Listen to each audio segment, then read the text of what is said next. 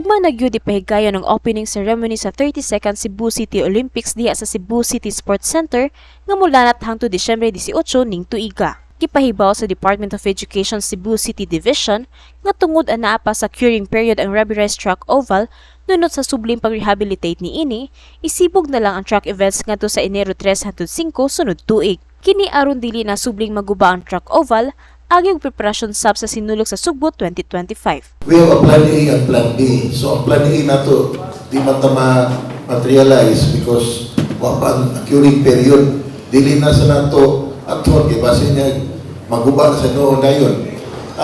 Our plan B will be all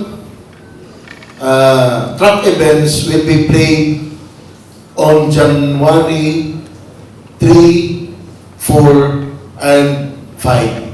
Friday, Saturday, Sunday, next year.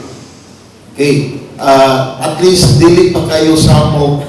Then, ang sports center, kay we know that daghan ay mag-practice for the sinulog. Ato sa opening ceremony og mga adlaw, di mo mino sa 10,000 ka mga atleta ug opisyal ang gilaom ang motambong sa maong kalihukan. Karong tuiga, moabot sa 26 ka sporting events ang ipahigayon, diin lakip na niini ang dance sports nga bag-o lang nahimong regular sports sa palarong pambansa 2024. Sa bahin sa Cebu City Government, kipadayag ni City Administrator Attorney Christine Joyce Batucan kisa nagrepresenta ni Mayor Raymond Alvin Garcia nga ang Cebu City Government andam og anaa pirmi mohatag og tabang og suporta alang sa kalampusan sa maong kalihukan.